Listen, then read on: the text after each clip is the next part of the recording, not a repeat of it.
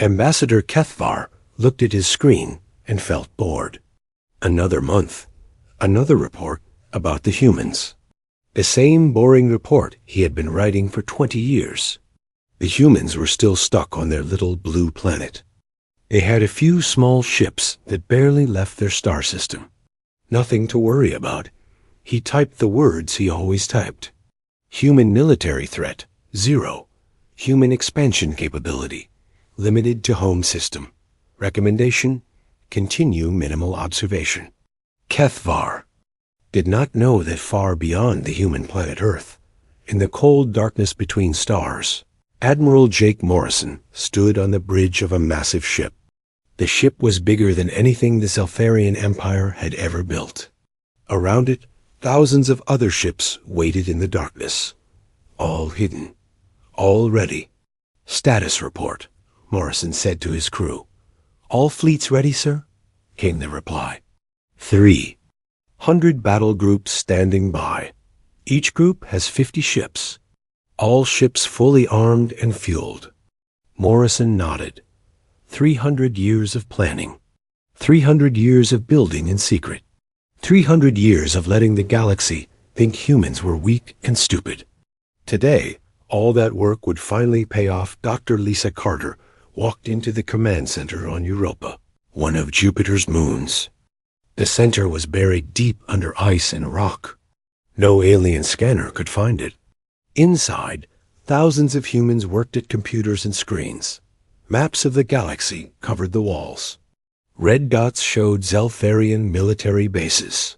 Blue lines showed their supply routes. Green marks showed planets that wanted freedom from the Empire. How many systems are ready to join us? Carter asked her assistant. Over 2,000, Doctor. They all hate the Zeltharians. They want to be free. They just need someone strong enough to protect them. Carter smiled. The Zeltharians thought they ruled the galaxy through fear. They were wrong. Fear only worked until someone stronger came along. Soon, that someone would be humanity. Captain Ryan Bell's small ship drifted near a Zeltharian supply station. The ship looked like space junk. Old metal plates covered advanced human technology.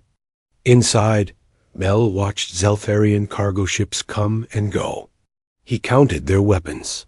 He noted their patrol patterns. He recorded everything. Another day, another weakness discovered, Bell said to himself. The Zeltharians were lazy. They had ruled for so long that they forgot how to be careful. Their supply lines were barely protected. Their bases had old security systems. Their ships were slow and predictable. Bell had been doing this for 15 years. Flying around the galaxy in disguised ships, mapping every Zeltharian base, learning every secret.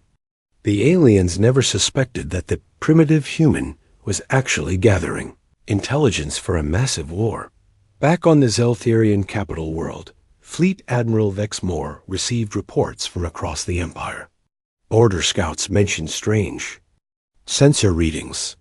Some talked about ships that appeared and disappeared. Others reported finding empty space where their instruments said something should be. Probably just sensor errors, Exmoor told his staff. Our equipment is getting old. We should upgrade it soon. What Exmoor did not know was that human technology could make their ships invisible to Zeltharian sensors. What looked like sensor errors were actually human scout ships watching and learning. Governor Yulkes managed the Rigel sector, one of the Empire's most important industrial areas. His sector built most of the Empire's weapons and ships. He thought his sector was perfectly safe. After all, who could threaten the mighty Zeltharian Empire? Yulkes did not know that human agents had been working in his factories for decades.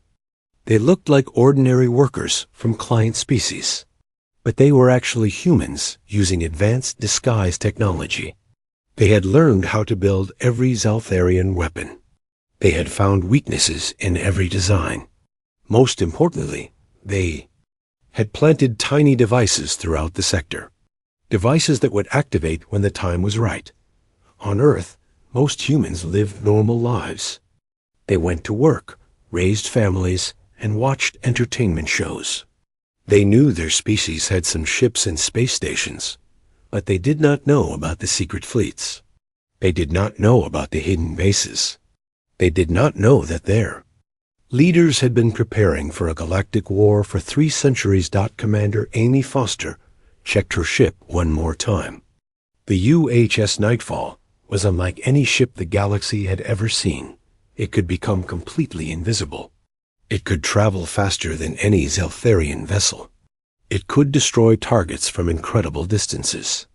Most importantly, it could slip past any defense system ever built. All stealth systems green, her engineer reported. We can stay invisible for months if needed. Foster nodded. Her ship was one of 50 just like it. They would be the first to strike when the war began. They would cut the Empire's communications. They would blind their sensors. They would leave the Zeltharians confused and helpless.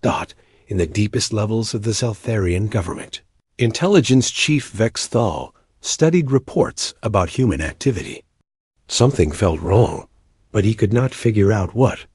Humans were supposed to be a young species with primitive technology. So why were there so many unexplained incidents near human space? Ships disappearing for short periods. Communication. Disruptions that seemed random but happened too often. Trade routes that reported strange delays. All small things by themselves. But together, they painted a picture that worried Vex Thul. Increase surveillance on human space, he ordered his agents. Something is not right, but it was already too late. The humans had been 10 steps ahead for decades. Every surveillance attempt was detected. Every spy was fed false information. Every investigation led nowhere. The great deception was almost complete. Soon, the galaxy would learn the truth about humanity. Soon, the Zeltharian Empire would fall. The first sign of trouble came at exactly midnight, Galactic Standard Time. 12 Zeltharian military bases across the galaxy went silent at the same moment. Communication officers tried to contact them. Nothing. Sensors showed the bases were still there. But nobody was answering. Fleet. Admiral Vex Moore stood in the Empire's main command center, staring at a map of the galaxy. Red lights showed where bases had gone quiet. The lights formed a perfect circle around human space. What happened to our bases? He demanded. We don't know, sir, his aide replied. They just stopped responding, all at the same time. What Vex Moore did not know was that Commander Amy Foster's stealth ships had struck like ghosts in the night. The UHS Nightfall and 49 other invisible ships had appeared above each base. They had fired special weapons that shut down all electronics, without destroying buildings or killing people. The bases were intact, but completely helpless. General Mike Davis stood in the captured command center of Outpost Zeta 7. Around him, confused Zeltharian soldiers sat with their hands tied. They had been eating breakfast when humans advanced. Armor had simply walked through their walls. The humans moved like shadows and struck like lightning. The battle was over before it began. Status report, Davis said into his communicator. All 12 targets secured, sir, came the replies from 11 other bases. 0 human casualties.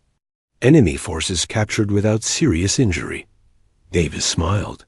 This was how humans fought wars. Fast, clean, and efficient. No pointless destruction. No unnecessary death. Just complete victory. Governor Yulkes was having his morning coffee when his communication system died. One moment he was reading reports from his sector. The next moment, every screen went black. He tried his personal communicator. Dead. He tried the emergency systems. Nothing worked. Outside his office window, he saw something impossible. Ships were appearing in the sky above his capital city. Not just a few ships, hundreds of them. They were larger than any ships he had ever seen. and they had appeared from nowhere. The ships were human, but that was impossible. Humans had primitive technology. They could barely leave their home system. How could they build such magnificent vessels? Captain Nicole Gray watched from the bridge of the UHS Sovereign as her battle group surrounded the Zeltharian industrial complex in the Rigel sector. Her ships had traveled across the galaxy in just 3 days. Zeltharian ships took 3 weeks to make the same journey. "All stations report ready, Captain," her tactical officer said. "Begin the operation," Gray ordered. Human Marines began landing on planets throughout the sector. They did not come as conquerors. They came as liberators. The first thing they did was broadcast a message to all the alien workers in the factories. "People of the Rigel sector," the message said, "the Zeltharian Empire has fallen. You are now free. Human forces are here to protect you while you decide your own future." On most planets, the alien workers cheered. They had been slaves for centuries. Now, strange humans from across the galaxy were offering them freedom. Intelligence Chief Vex Thul ran through the corridors of the intelligence headquarters. Reports were coming in from everywhere. Human fleets had appeared at dozens of locations. They were not random attacks. Every target was carefully chosen. Military bases, communication centers, industrial worlds, supply depots. The humans were cutting the Empire apart, piece by piece. "How many ships do the humans have?" he asked his analysts. "We don't know, sir. Our estimates said they had maybe 50 ships total. But we're seeing evidence of thousands of human vessels." Vex Thul felt cold fear in his stomach. For 3 centuries, his organization had been watching humanity. They had classified humans as a minor threat. Now it seemed they had been completely wrong. Colonel Sam Parker led his Special Forces team through the underground tunnels of Zeltharian. Command Base Alpha. His soldiers wore armor that made them invisible to both eyes and sensors. They moved through the base like they owned it. Parker's team reached the main computer center. Inside, Zeltharian technicians worked frantically to restore communications with their lost bases. They did not see the humans enter the room. They did not notice as Parker's soldiers quietly placed small devices on their computers. The devices began working immediately. Every message the Zeltharians sent would now be intercepted by humans. Every order from their high command would be delayed or changed. The Empire's communication system had become a weapon against itself.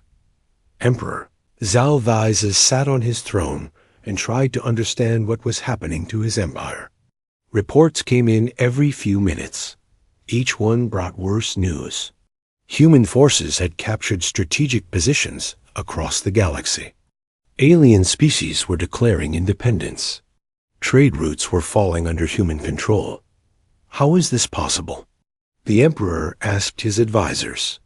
The humans are a primitive species. They have no significant military force. His advisors had no answers. For 300 years, intelligence reports had described humans as weak and isolated. Now those same humans were systematically destroying the greatest empire in galactic history. Prince Morketh, the Emperor's son and military commander, studied tactical reports in his private office. He was younger than his father, but just as proud. Unlike his father, he could see patterns in the chaos. "The humans have been planning this for a long time," he told his aide. "Look at their targets. Every strike hits exactly where we are weakest. They know our defenses better than we do." The prince was right, but he did not know how right. Humans had been studying Zeltharian weaknesses for centuries. Every patrol route, every security system, every backup plan had been analyzed and countered. Senator Dalmor received an emergency communication from his home planet. Human ships had arrived there too. But these ships had not attacked. Instead, they had landed peacefully and offered medical supplies and food to the population. "The humans are Not acting like conquerors, his aide reported. They are helping our people. The population is starting to trust them more than they trust us. Dalmor understood the genius of the human strategy. The Zelfarians ruled through fear and oppression. The humans were offering something the galaxy had not seen in centuries. Hope. Captain Ryan. Bell's reconnaissance ship watched as another Zelfarian patrol fleet fled from human forces. The aliens were confused and frightened. Their weapons could not lock onto human ships. Their sensors could not track human movements. Every tactical advantage they had possessed was gone. Bell opened a communication channel to the fleeing Zelfarian ships. Attention Zelfarian vessels. You are outmatched. Surrender now, and your crews will be treated with respect. Continue fighting, and you will be destroyed. Most of the Zelfarian ships powered down their weapons and surrendered. Their crews had heard stories from other battles. Humans kept their promises. Prisoners were treated well. Wounded enemies received medical care. It was a strange way to fight a war. By the end of the first day, the Zelfarian Empire had lost control of over 500 star systems. Human forces controlled all major communication networks. The Empire's most important industrial centers were in human hands, and more alien species were asking to join the human alliance every hour. Fleet Admiral Vexmore looked at the strategic display and realized the truth. This was not just a surprise attack. This was the end of everything his people had built. The humans had not just defeated the Empire's military forces. They had made the Empire irrelevant. The galaxy was changing, and there was nothing the Zelfarians could do to stop it. Colonel Sam Parker stood in the main computer room of the Zelfarian Intelligence Center.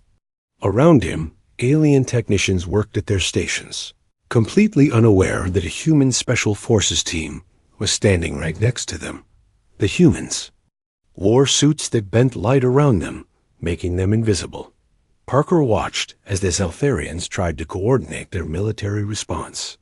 Every message they sent was being intercepted by human computers. Every battle plan was being changed. Before it reached Zelfarian commanders, the Empire was fighting against its own communication system. "How long have they been feeding us false information?" asked one Zelfarian officer. "We're not sure," replied his colleague. "But some of these reports don't make sense. Our fleets are being sent to empty space while human forces attack undefended positions." Parker smiled. The Zelfarians were finally starting to understand, but it was too late. Human infiltration of their systems was complete. Intelligence Chief Vex Thul paced back and forth in his private office. Reports covered his desk, but none of them made sense. According to intelligence files, humans had discovered faster than light travel only 50 years ago. They had built their first combat ships 30 years ago. Their total fleet size was estimated at less than 100 vessels, but the evidence was overwhelming. Human ships were appearing everywhere. They moved faster than anything in the Zelfarian fleet. Their weapons were more powerful than the Empire's best technology. Most disturbing of all, they seemed to know exactly where to strike for maximum damage. "Chief," his aide entered the office. "We've discovered something impossible." "What now?" Vex Thul asked tiredly. "We found records of human agents in our systems dating back over 200 years. But according to our files, we first made contact with humans only 100 years ago." Vex Thul felt his blood turn cold. "That's impossible. We would have detected earlier human presence." "That's what we thought, sir. But the evidence is clear. Humans have been watching us for much longer than we knew. They may have been influencing our decisions for centuries." Captain Nicole Gray's battle group patrolled the space around this former Zelfarian industrial world of Kepler 442. The planet's new government had voted to join the Human Alliance. Similar votes were happening on hundreds of worlds across the galaxy. "Captain," Her communication officer reported, "We're receiving surrender requests from 12 more Zeltharian outposts. They want to negotiate terms." Gray nodded. This was becoming routine. Isolated Zeltharian forces were realizing they could not win. Many were choosing to surrender rather than fight hopeless battles. "Accept their surrenders," Gray ordered. "Standard terms. Treat all prisoners with respect. Offer medical assistance to wounded personnel. And make sure they understand they're free to return home once this conflict ends." The human approach to warfare confused many Zeltharians. Traditional galactic conflicts were brutal affairs with little mercy for the defeated. Humans fought differently. They won decisively but treated enemies with dignity. Senator Dalmore called an emergency session of the Zeltharian Senate. The Great Chamber was only half full. Many senators could not travel to the capital because human forces controlled the space routes. Others had simply abandoned their posts and fled. "Fellow senators," Dalmore began, "we must face reality. The Empire is falling apart. Our military has been defeated. Our communication systems have been compromised. Dozens of client species have declared independence. What do you suggest we do?" Asked Senator Kilvar. "We must consider negotiating with the humans. Perhaps we can reach some agreement that allows our people to survive this disaster." Many senators shouted in anger.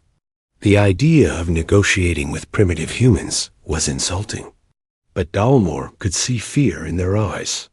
They knew the truth, even if they would not admit it. Dr. Lisa Carter stood in the Human Command Center and watched as reports came in from across the galaxy. The operation was proceeding better than expected. Zeltharian resistance was collapsing faster than their most optimistic projections. "Doctor," her assistant approached, "we're receiving requests for alliance from over 3,000 star systems.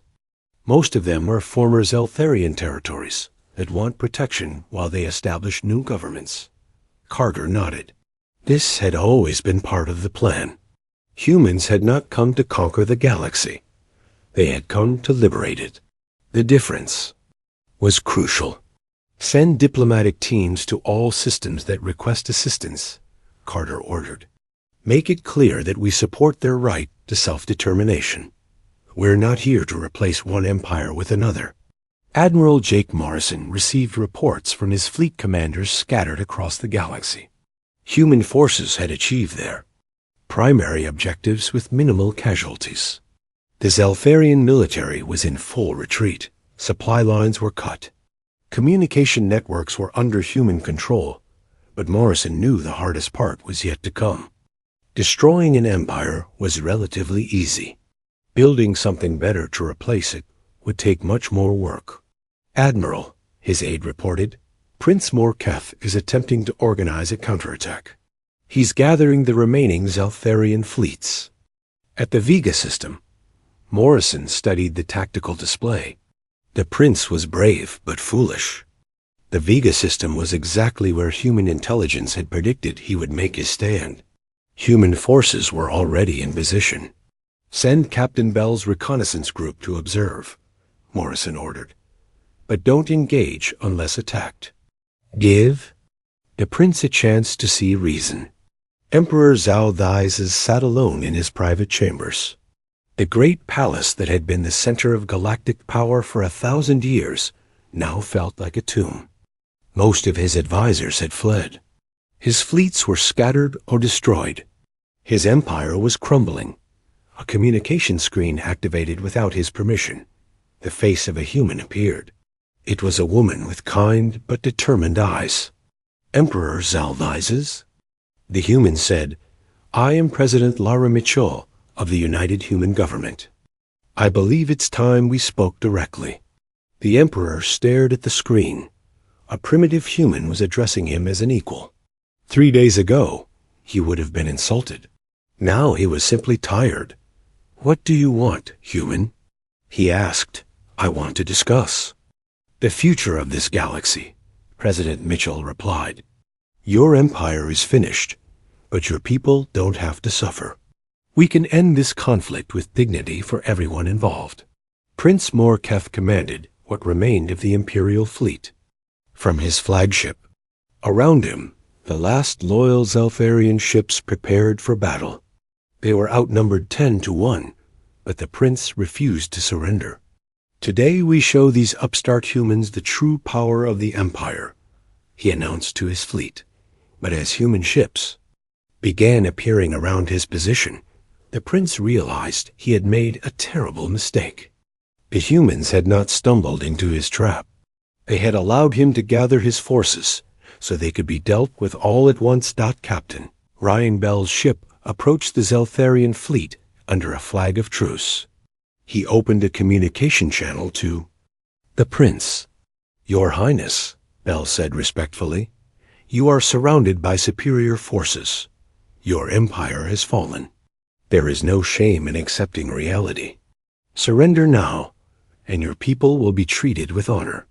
Prince Morketh looked around at his remaining ships. Many were damaged from previous battles. His crews were exhausted and demoralized, but he was the son of an emperor. He could not simply give up. Never, the prince replied. We will fight to the last ship. Bell sighed. He had hoped the prince would be more reasonable. I'm sorry to hear that, Your Highness. Please know that we take no pleasure in what happens next. The battle lasted exactly 17 minutes.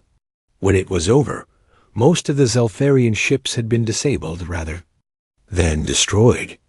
Human forces moved quickly to rescue survivors and provide medical assistance to the wounded. Prince Morketh found himself a prisoner aboard a human ship, receiving treatment for his injuries. As he looked out at the wreckage of his fleet, he finally understood what his father's empire had been facing. The humans had not just defeated them militarily. They had made the very concept of the empire obsolete. A new age was beginning, and there was no going back. Admiral Ben Cooper stood on the bridge of the massive human flagship UHS Liberation as it dropped out of hyperspace. Around him, the largest fleet in human history emerged from the void. 5,000 ships of every size and type spread out in perfect formation around the Zeltharian capital system. All fleet groups report ready, Admiral, his communications officer announced. Cooper nodded as he looked at the blue-green world that had been the center of galactic power for 1,000 years. Today, that would change forever. Open a channel to the planet, Cooper ordered. All frequencies. On the surface of the Zeltharian homeworld, billions of aliens looked up at their sky and saw it filled with human ships. The vessels were beautiful and terrible at the same time. Sleek silver forms that moved like living things through space. Emperor Zalvises watched from his palace balcony as the human fleet took position around his world. He had spent his entire life believing his empire was the greatest power in the galaxy. Now he understood how wrong he had been. Your Majesty, Admiral Cooper's voice came from speakers throughout the capital city. I am Admiral Ben Cooper of the Human Alliance Fleet. Your empire has fallen. Your military forces have surrendered or been defeated. It is time to discuss the future. The Emperor closed his eyes. 1,000 years of Zeltharian rule were ending, not with a glorious last battle, but with a quiet acknowledgement of defeat. Director Kate Walsh materialized as a hologram in the main chamber of the Galactic Council. The chamber had been empty for weeks as the Empire collapsed. Now representatives from dozens of species appeared as holograms, eager to hear what the humans had to say. People of the galaxy, Walsh began, the age of empire is over. The age of freedom begins today. Humanity offers alliance to all species who wish to govern themselves in peace. The response was immediate. Species after species stepped forward to accept the human offer. Many had been oppressed by the Zeltharians for centuries. Others had lived in fear of conquest. All saw hope in the human promise of protection and self-determination. The Altarians were the first to speak. The Altarian Republic accepts the human alliance. We have suffered under Zeltharian rule for 500 years. We are ready to be free. The vegans followed. The vegan collective joins the alliance. We offer our industrial capabilities to help build a better galaxy. One by one, 47 different species formally joined the human alliance. The galaxy was reorganizing itself in real time. Prince Morketh sat in comfortable quarters aboard the human ship UHS Mercy. He was technically a prisoner, but his captors treated him like an honored guest. Human medical technology had healed his battle wounds completely. Human food was actually quite good. Human guards were polite and respectful. A human officer entered his room. It was Captain Dan Rogers, the man responsible for prisoner welfare. "Your Highness," Rogers said, "your father has agreed to formal surrender negotiations. You're free to return to the homeworld if you wish." The prince looked out the window at his father's capital system. Human ships surrounded the planet, but they maintained a respectful distance. No weapons were aimed at population centers. Threats were being made. "Captain Rogers," the prince said, "may I ask you something?" "Of course, Your Highness. Why do you treat us so well?" "We are your enemies. In traditional galactic warfare, prisoners are used as hostages or bargaining tools. You offer us medical care and comfortable quarters." "Why?" Rogers thought for a moment. "Because that's who we are, Your Highness. We didn't fight this war to become like your empire. We fought to show the galaxy a better way." The prince nodded slowly. He was beginning to understand why his father's empire had fallen so quickly. The humans had not just superior technology. They had superior ideas. Intelligence Chief Vex Thul worked frantically in his underground bunker, trying to piece together the truth about humanity. Files covered every surface. Computer screens showed analysis of human technology, tactics, and strategy. "The evidence is overwhelming," he told his remaining staff. "Humans have been active in galactic affairs for at least 3 centuries. But they made us think they were primitive newcomers." "How is that possible, Chief?" asked his aide. "Advanced technology we never imagined. Surgical genetic modification that let them appear as members of other species. And most importantly, incredible patience. They planned this operation for longer than most civilizations have existed." Vex Thul pulled up a star chart showing human activity over the past 300 years. The pattern was clear once you knew what to look for. Careful intelligence gathering, strategic placement of agents, gradual technological advancement hidden from prying eyes. "They played us like children," Vex Thul admitted. "While we thought we were the masters of the galaxy, they were preparing to replace us." Senator Dalmor addressed the emergency session of the Zeltharian Senate. Only 30 senators remained in the capital. The rest had either fled or were trapped in systems now controlled by human forces. "Fellow senators," Dalmor said, "we must accept reality. The Empire is finished. Our choice now is simple. We can negotiate an honorable surrender, or we can be crushed completely." "What terms are the humans offering?" asked Senator Yexmore. Dalmor activated a holographic display showing the human proposals. The terms were surprisingly generous. Zeltharian civilians would be protected. Cultural sites would be preserved. Former imperial officials would be allowed to participate in new planetary governments if they chose. "They're not seeking revenge," Dalmor explained. "They want to build something new, not destroy something old." The vote was close, but sanity prevailed. The Zeltharian Senate officially voted to accept human surrender terms. President Lavra Mitchell stood in the Human Command Center on Europa, watching as reports came in from across the galaxy. The political situation was changing by the hour, as more species joined the alliance. "Madam President," her aide reported, "we're receiving formal requests for human military protection from over 2,000 star systems. Many are asking for help establishing democratic governments. Mitchell nodded. This was the moment she had been preparing for her entire career. Humanity was becoming the dominant power in the galaxy. The question was whether they could use that power wisely. Send diplomatic teams to every system that requests assistance, Mitchell ordered. But make sure they understand. We're here to help, not to rule. Each world must choose its own path. Captain Nicole Gray's battle group escorted a convoy of refugee ships fleeing from former Zeltharian territory. These were ordinary civilians caught in the collapse of their government. Human ships provided protection, while human medical teams treated the wounded and human engineers repaired damaged vessels. Captain, her communication officer reported, the lead refugee ship is requesting permission to speak with you directly. Put them through, Gray ordered. An elderly Zeltharian appeared on her screen. His face showed exhaustion and fear, but also gratitude. Captain Gray, the refugee said, I want to thank you. Your people have shown us kindness when we expected only conquest. You have given us hope when we thought all was lost. Gray felt emotions she had not expected. We're just doing what's right, sir. Every being deserves safety and dignity. The refugee nodded. Perhaps that is why you won this war. Not because you had better weapons, but because you had better hearts.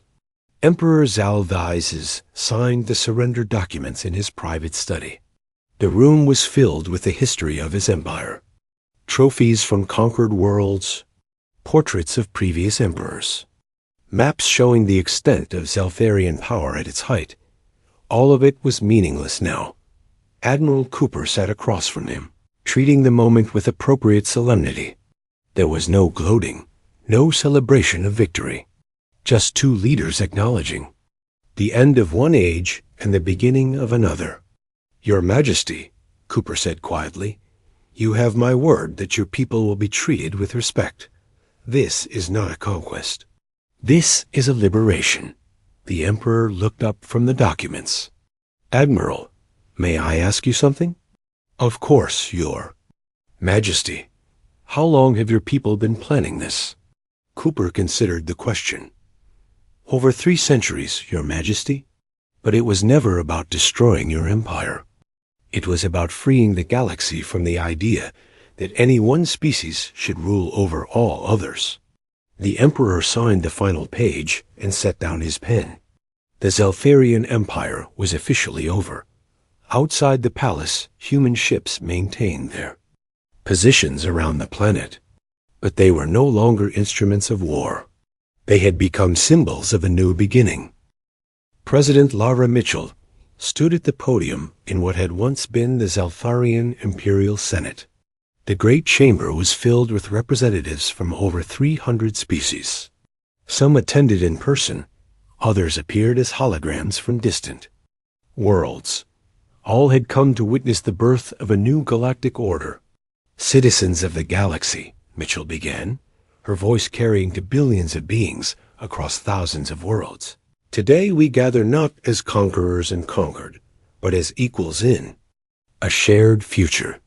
The audience listened in respectful silence. Many had never heard such words from a galactic leader before. The Zeltharians had ruled through fear and domination. The humans spoke of cooperation and freedom.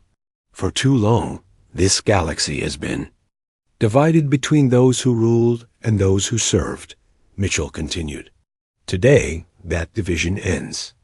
Today, we begin building a galaxy where every species, every world, every being has the right to determine their own destiny. Admiral Jake Morrison watched the ceremony from the human flagship orbiting above.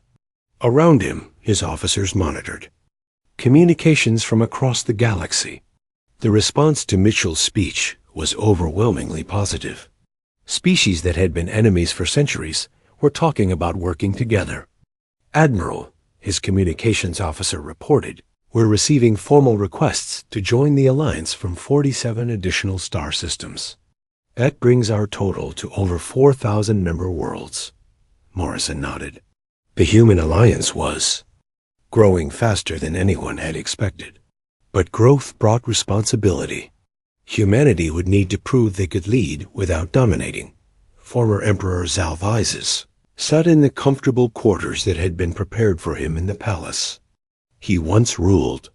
Through his window, he could see human and alien engineers working together to repair damage from the recent conflicts. The sight would have been impossible just months before. A gentle knock came at his door.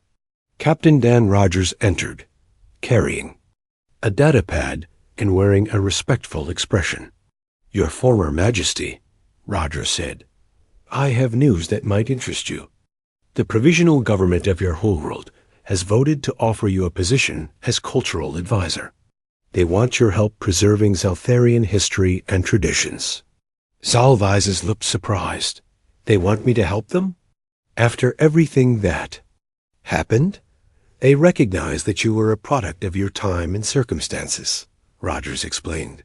"Many of your people respect your dedication to your species, even if they disagreed with imperial policies. They think your knowledge could be valuable in building a better future." The former emperor considered this. For months, he had expected exile or imprisonment. Instead, he was being offered a chance to serve his people in a new way. "I accept," he said quietly. "Perhaps I can help them avoid the mistakes my ancestors and I made." Dr. Lisa Carter stood in the new Galactic Coordination Center on Europa. The facility had been expanded to handle communications with thousands of member worlds.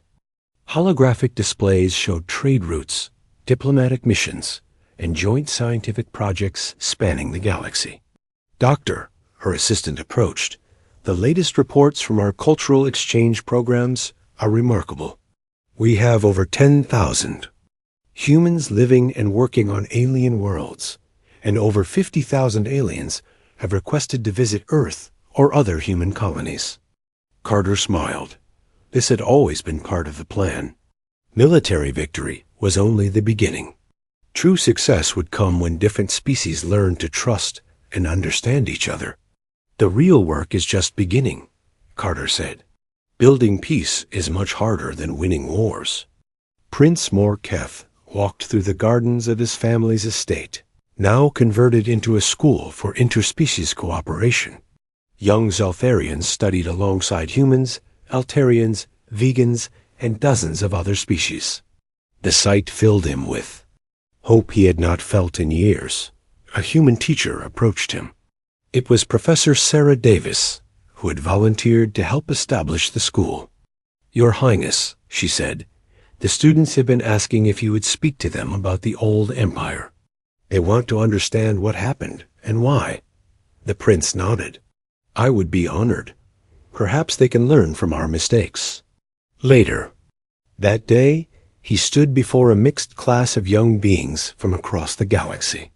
Their faces showed curiosity, not fear or hatred.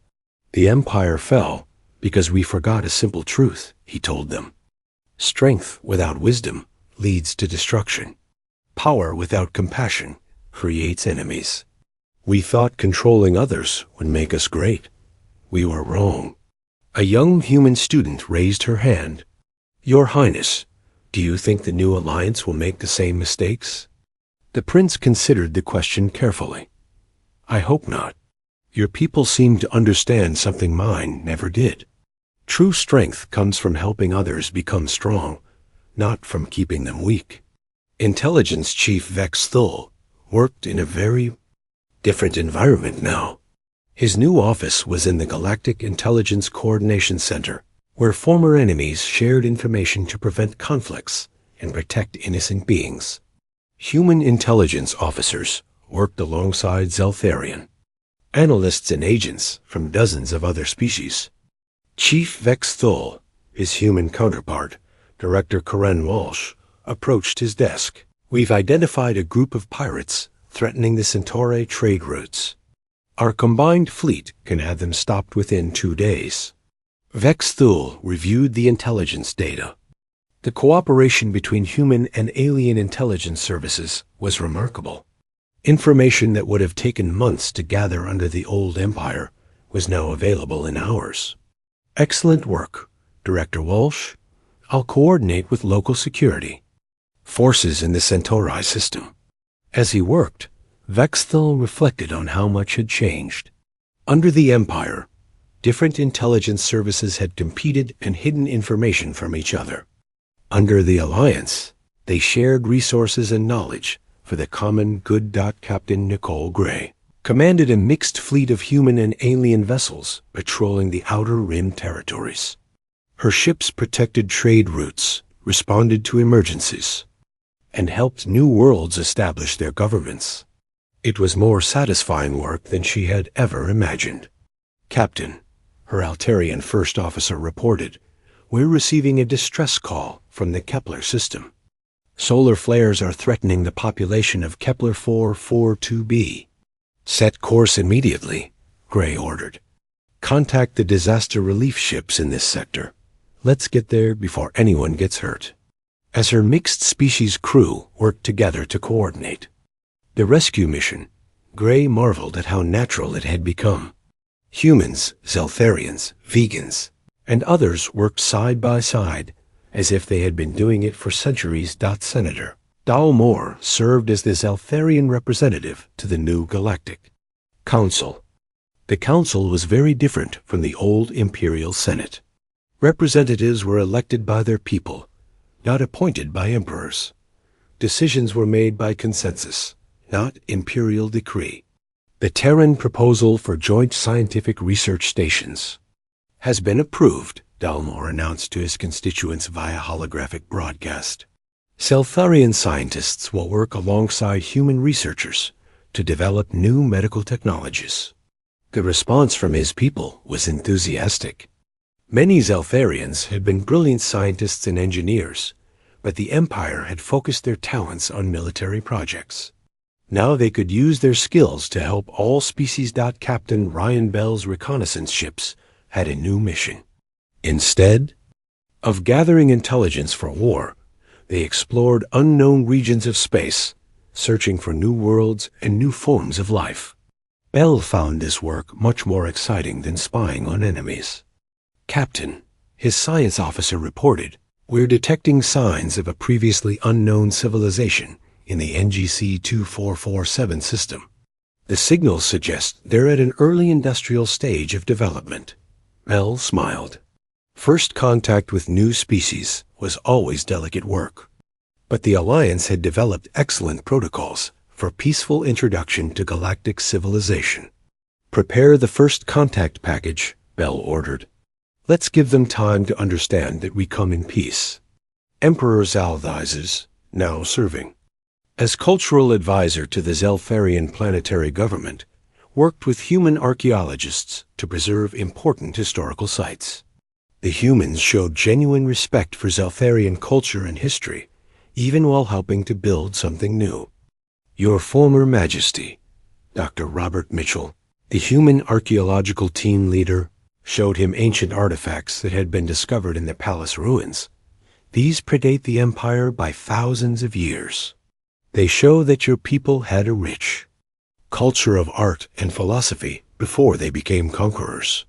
Zalthizes examined the artifacts with wonder. I never knew these existed. The Empire focused so much on military glory that we forgot our own heritage. It's not too late to remember, Dr. Mitchell said gently. Culture and wisdom are never truly lost. They just wait for the right time to be rediscovered. President Mitchell received daily reports from across the galaxy. The Alliance was growing stronger each day. Trade between worlds was flourishing. Scientific collaboration was producing remarkable breakthroughs. Most importantly, conflicts between species were being resolved through negotiation rather than warfare. Madam President, her chief of staff reported, the latest survey shows that citizen satisfaction in Alliance worlds is at an all-time high. Crime rates are down, economic prosperity is up, and we haven't had a significant military conflict in over 6 months. Mitchell felt a deep sense of satisfaction. The 300-year plan had worked beyond their wildest expect.